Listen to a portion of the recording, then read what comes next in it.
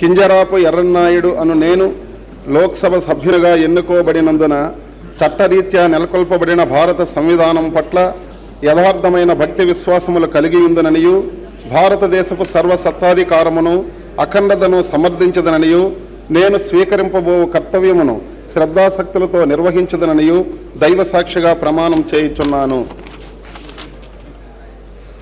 Shri D Veera Gauri Shankar Rao.